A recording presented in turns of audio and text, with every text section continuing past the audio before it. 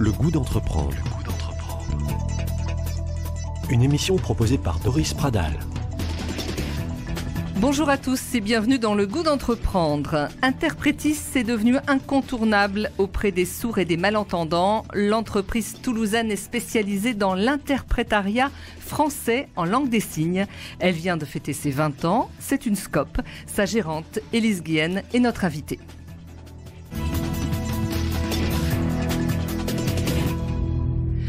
On aimerait à travers cette émission vous faire entrer dans un univers souvent méconnu, tout simplement parce que nous n'y sommes pas confrontés, celui des sourds et des malentendants. Bonjour Élise Guienne. Bonjour. Merci d'avoir accepté notre invitation. Interprétis, c'est le nom de votre SCOP, c'est une SCOP, et vous proposez des services d'interprète en langue des signes. Qu'est-ce que ça veut dire exactement, Élise ? On intervient dans toutes les situations où des personnes sourdes ont besoin de communiquer avec des personnes entendantes. Notre public, c'est les sourds qui utilisent la langue des signes. Et on est là vraiment dans tous les moments de la vie personnelle, privée, professionnelle, etc. Alors, vous vous adressez à quel type de personnes en situation de handicap ? On peut parler d'handicap, c'est-à-dire ce sont des personnes qui sont sourdes de naissance ou qui le deviennent en étant adultes suite à un accident ou l'âge, par exemple. La plupart du temps, les usagers de la langue des signes sont des personnes qui sont soit nées sourdes, soit devenues sourdes dans les toutes premières années, c'est-à-dire avant l'acquisition du langage. Les personnes qui deviennent sourdes plus tardivement, généralement privilégient la langue française. En fait, même si elles entendent plus, parfois elles peuvent être appareillées. Les personnes malentendantes appareillées ont parfois des restes auditifs suffisants pour comprendre la parole. Et en tout cas, elles s'expriment en langue vocale française et elles lisent sur les lèvres, par exemple. Voilà, tout à fait. Nous, on travaille avec un public de personnes qui privilégient la langue des signes. Alors, ça fait un petit pool de personnes. La surdité, c'est un handicap très répandu en France. Ça touche beaucoup de personnes, notamment les personnes âgées dont l'audition décroît avec l'âge. Mais les personnes qui utilisent la langue des signes, c'est beaucoup moins de personnes. Alors, on utilise la langue des signes dès la naissance ou presque. Comment s'aperçoit-on dès la naissance que l'enfant est sourd ? Alors c'est assez difficile de savoir si l'enfant est sourd. Au départ, l'enfant, on communique avec lui surtout par le regard et par des communications gestuelles. En tout cas, les parents lui parlent, mais lui ne parle pas tout de suite. Il faut savoir que l'acquisition de la capacité phonatoire, le fait de pouvoir parler, articuler avec la bouche, la langue, les muscles de la bouche et de la langue sont compliqués à contrôler. Et c'est pour ça que les petits-enfants, en général, ne se mettent à parler que vers 18 mois ou 1 an, alors qu'on a remarqué dans les familles de sourds qui pratiquent la langue des signes que des enfants, dès l'âge de 8-9 mois, commencent à donner des signifiants en langue des signes. Que les enfants soient sourds ou entendants. Mais comme les parents utilisent la langue des signes, les enfants comprennent très très vite le signifiant qu'il y a derrière et aussi la symbolique du langage. Donc ça peut venir très très tôt chez les petits de familles sourdes. Par contre, la surdité se transmet très peu de parents à enfants. Il y a quelques surdités congénitales, mais souvent elles sont sur des gènes récessifs. Donc il faut une combinaison particulière. On évalue le fait qu'il y a un peu plus de 95% des enfants qui naissent sourds, qui naissent de parents entendants. Donc là, c'est plus compliqué parce qu'il n'y a pas de transmission familiale de la langue des signes. Bien sûr. Donc, ça nécessite une prise en charge par des professionnels de la langue des signes pour transmettre la langue des signes. Après, il y a le choix des parents de vouloir donner la langue des signes ou de vouloir rester dans l'oralisme. Ce qui est très, très important, c'est que les parents reçoivent une information éclairée, je dirais neutre aussi. Pour que le choix soit neutre, il faut qu'il soit éclairé autant sur l'éducation oraliste que sur l'éducation en langue des signes. Après, c'est un choix familial. Est-ce qu'on peut apprendre à signer avec de petits-enfants, des enfants très jeunes ? Alors, on sait aussi qu'il y a des expériences qui ont été menées dans des crèches auprès d'enfants entendants ces dernières années, donc des tout petits. Comment ça se passe, j'allais dire, les premiers mois où on apprend à signer avec des enfants ? Ça vient beaucoup des États-Unis, cette méthode qu'on appelle le baby sign. Effectivement, la langue des signes étant très présente aux États-Unis, il y a beaucoup de personnes entendantes qui connaissent la langue des signes et qui l'utilisent pour les raisons que j'ai citées tout à l'heure. C'est-à-dire que quand un enfant a besoin d'exprimer qu'il a besoin de faire pipi ou qu'il a faim ou qu'il a soif ou qu'il a trop chaud, etc., avec la langue des signes, un bébé de 10 mois, 1 an, est capable de le dire, mais pas de le dire avec ses mains, mais pas de le dire avec... C'est assez impressionnant, effectivement. C'est impressionnant parce que ça permet de réduire la frustration liée à la barrière de la communication. Donc ça marche bien avec les tout petits et c'est vrai que c'est un outil de communication extraordinaire avec les bébés.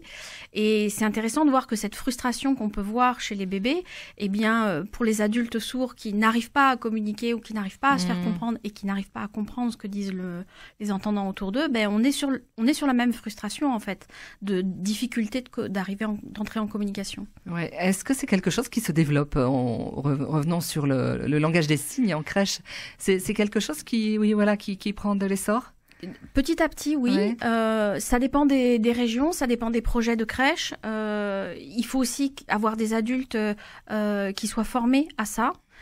En général, c'est des adultes qui sont formés au baby sign. C'est-à-dire pas forcément à la langue des signes. Mais c'est déjà quelque chose. C'est-à-dire que dans une crèche où on utilise le baby sign, il n'y a pas... si vous voulez, la langue des signes, elle a une syntaxe et une grammaire propre qui n'est pas la même.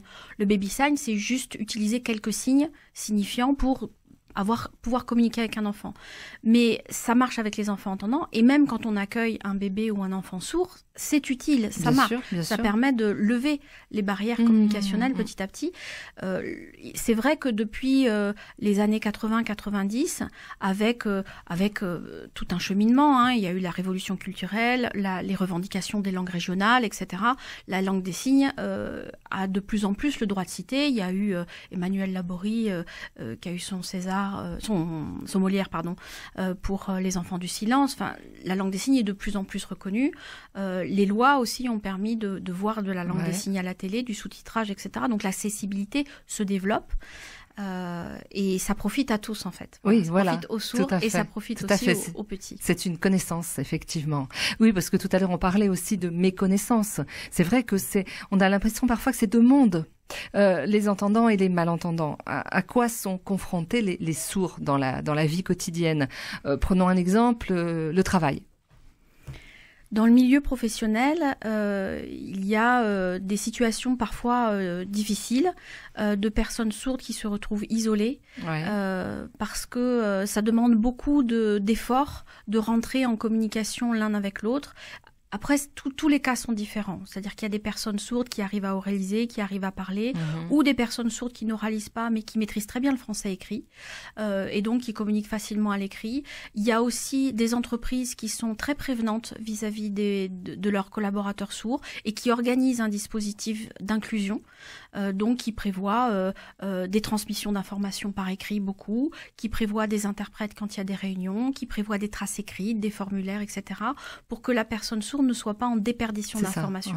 Après, il y a tous les moments informels aussi. C'est-à-dire quand on doit manger tous les jours de l'année à la cantine ou au self seul parce que il n'y a pas d'autres sourds ou il n'y a pas d'autres personnes qui maîtrisent la langue des signes, ça peut être lourd à porter quand même, tout à fait. Sur long terme. Et vous intervenez, vous, en entreprise. Alors, dans quel cadre? Donnez-nous quelques exemples.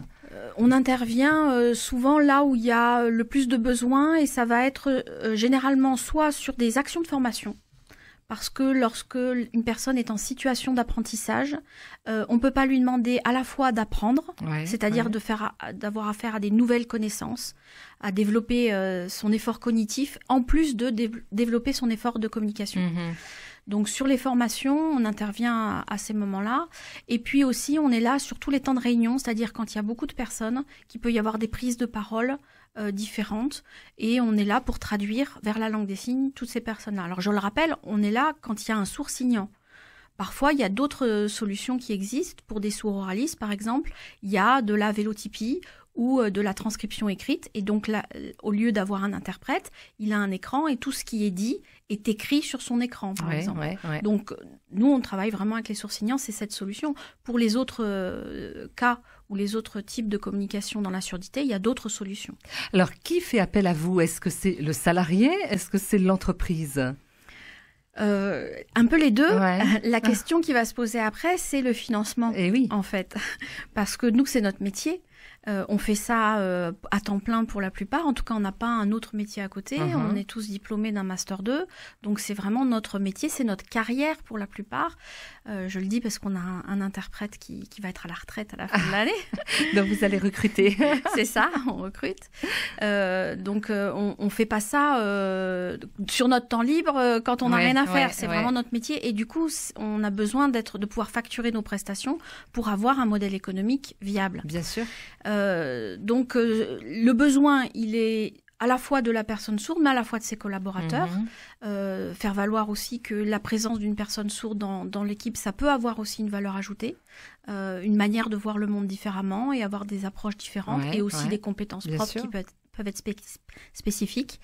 Et donc, il faut que ça passe forcément par sa hiérarchie pour qu'il y ait une demande. Dans les grosses entreprises, souvent, il y a une mission handicap qui peut organiser ça, qui peut chercher les financements.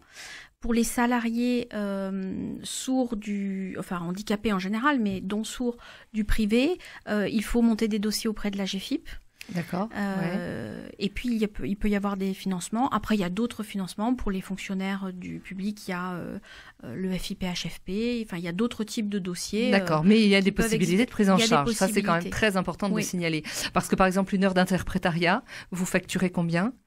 Par exemple, pour de l'interprétation de réunion en français, langue des signes, c'est 78,50 € hors taxe pour une heure pour une personne.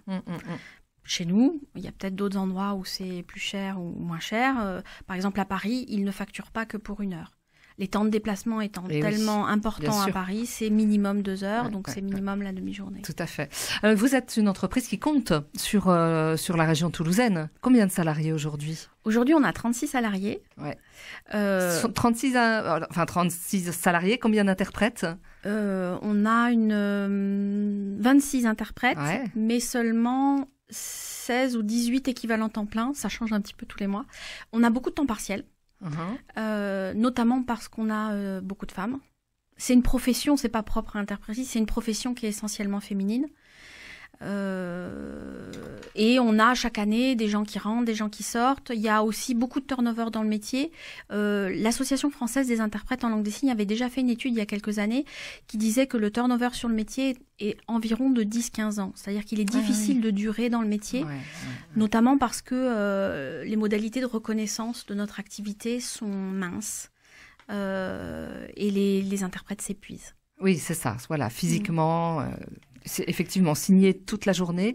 À la fin de la journée, vous devez être épuisé. Alors c'est ça, mais il y a aussi que sur le long terme, le manque de reconnaissance fait que l'énergie, en fait, l'engagement s'épuise et que certains interprètes se destinent vers d'autres choses. Et puis il y a le fait de durer sur une carrière. La maladie professionnelle la plus importante chez les interprètes français langue des signes, c'est les troubles musculo-squelettiques, les tendinites, l'arthrose, etc. C'est assez important. Donc forcément, à partir d'un certain âge, ça devient difficile et il y a quelques interprètes qui ont des stratégies de se réorienter vers d'autres choses. De faire autre chose, Et c'est possible aussi parce que comme on est interprète de service et qu'on fait plein de choses différentes, moi m'est arrivé de traduire dans des CAP cuisine ou des formations de serrurerie ou des formations de comptable ou des formations. Et donc on acquiert quand même des connaissances, alors pas forcément des compétences, mais au moins des connaissances, et on a une petite fenêtre ouverte sur le monde du travail qui est assez impressionnante. Et c'est très enrichissant. On va en reparler dans un instant. On va reparler du métier et des conditions de recrutement également. Si les auditeurs nous sont intéressés par ce métier d'interprète en langue des signes, puis on reparle également d'interprétisme. À tout de suite.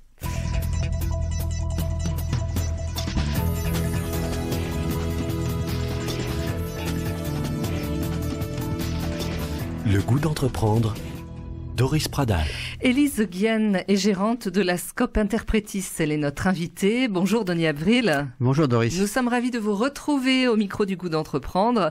Denis, vous nous accompagnez régulièrement avec d'autres consultants tout au long de cette émission. Quelle est la première, remarque ou question à notre invité ? La première, c'est peut-être un peu personnel, c'est-à-dire qu'est-ce qui vous a amené à faire ça ? Et qu'est-ce qui vous amène à continuer ? Je veux dire, on doit avoir des contacts passionnants dans ce monde-là, quand même. Alors, à titre personnel, il paraît que j'ai toujours eu envie d'apprendre la langue des signes. Ma mère raconte que déjà quand j'étais adolescente, je voulais apprendre la langue des signes. Je m'étais renseignée d'ailleurs, mais c'était un peu hors budget pour moi à l'époque. Sa supposition à elle, c'est que comme j'adorais déjà le théâtre et Jacques Brel, qui faisait des mouvements comme ça, beaucoup en chantant, c'est que parler avec les mains, c'était très signifiant pour moi. C'était quelque chose qui m'attirait beaucoup. Et lorsque j'ai fait mes études, j'ai fait des études de droit. Et à Paris, l'université de droit, c'est juste à côté de l'INJS, l'Institut national des jeunes sourds. Donc au Panthéon-Sorbonne. Et en passant devant, je me suis rendu compte que là, il y avait une association qui donnait des cours de langue des signes. Je suis rentrée, j'étais étudiante, c'était moitié prix, et je suis rentrée là-dedans. J'ai plongé là-dedans. Et c'est vrai que j'étais inscrite en master de droit cette année-là, et c'est là que j'ai basculé, et je me suis dit, non mais je faisais du droit social, ça m'intéressait, mais j'avais envie de travailler avec la langue des signes. Au départ, je voulais pas forcément être interprète. Je me disais, oui... c'est important le social, j'ai envie d'aider les autres, je vais peut-être faire un autre métier. Et puis finalement, un concours de circonstances a fait que j'ai revu mon jugement et je me suis dit que comme la surdité, j'avais envie de travailler avec la langue des signes, mais que la surdité, je la connaissais pas encore bien, le métier d'interprète, pour lequel il faut être neutre en fait, il y a un code déontologique dans le métier, la fidélité, la neutralité et le secret professionnel. C'était un bon commencement de carrière parce que j'allais pouvoir observer et être utile sans avoir à donner ma vision de comment il faut aider les gens. Donc je suis rentrée là, dans ce métier-là, et là je me suis rendu compte qu'en fait, je suis bien plus utile en étant interprète qu'en faisant un autre métier, entre guillemets, d'aide.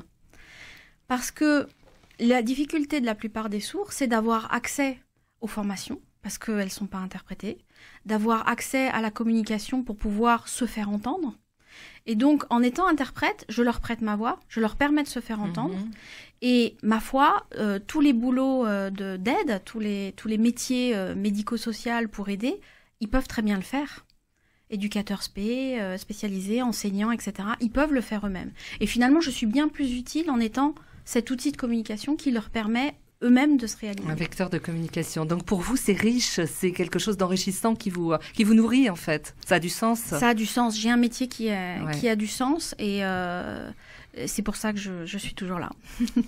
Denis, une autre question. Voilà, non mais entre effectivement cette envie que vous aviez déjà adolescente et maintenant, donc vous apportez beaucoup aux autres, vous avez une fibre sociale, après ce qu'on comprend, importante, qui vous a amené à ça. Mais à vous, qu'est-ce que ça vous a apporté, vraiment, ces contacts avec ces personnes dans notre métier Le métier est extrêmement polyvalent. Nous, on revendique aussi d'être un service d'interprète, c'est-à-dire qu'on a vraiment la croyance que si un interprète ne fait qu'une seule chose, il va peut-être devenir très bon dans cette chose-là, mais ses capacités, ses compétences d'interprétation vont tellement se réduire à côté qu'il risque d'entacher son employabilité.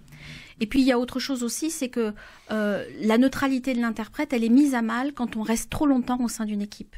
Donc, quand un interprète est institutionnalisé, mettons dans une équipe, dans une entreprise par exemple, ou dans un collège, ou dans un lycée, etc., la neutralité de l'interprète risque d'être entachée, soit du point de vue de l'interprète lui-même, soit de la perception que l'équipe a de sa neutralité à lui. C'est assez complexe. Mais donc, on revendique le fait de travailler en service. Et le fait de travailler en service, on fait de tout. On fait du médical, on fait du pédagogique, on fait de la vision-interprétation aussi. On est derrière un écran et on permet aux sourds de téléphoner. On travaille dans des entreprises, on travaille pour des conférences dans le milieu culturel, on travaille pour les collectivités territoriales. On voit beaucoup, beaucoup de choses. Donc on est très en prise avec le monde, avec la réalité du terrain, la réalité de la vie des gens. C'est ça, ouais. Donc ça, c'est très enrichissant pour nous. C'est ce qu'apprécient la plupart des interprètes chez nous. Est-ce que c'est un métier stressant? Vous voyez ce que je veux dire, au sens où vous vous mettez beaucoup la pression, où vous avez la pression à la fois de la personne sourde et de la personne qui est en face de vous. Ou est-ce que comment vous arrivez à garder votre neutralité? Alors, c'est un métier stressant. Un métier stressant parce que on a beaucoup, enfin cette année en tout cas particulièrement, on a pas mal de demandes. Mais de toute façon, la rigidité économique, je dirais, fait qu'il faut qu'on remplisse les plannings des interprètes. On ne peut pas les envoyer une fois à tel endroit, une fois à tel autre. Donc les interprètes ont des plannings chargés. Et ne serait-ce que les déplacements deviennent une source de stress. Ouais. Être sûr d'arriver à l'heure à son prochain rendez-vous, ça devient compliqué, surtout dans la métropole toulousaine. Je vous parle même pas des jours de grève, mais on va dire toute l'année.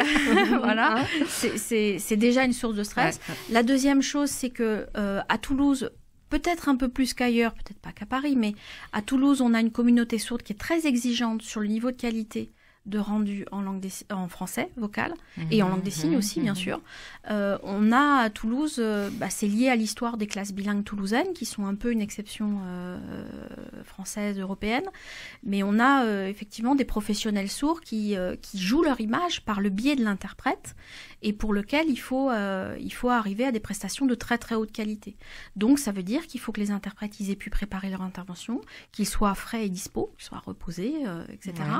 Et toute cette combinaison de choses font que effectivement ça peut être stressant et le stress va accentuer la survenue des maladies, des troubles musculo-squelettiques. Oui, tout à fait. Denis, une autre question.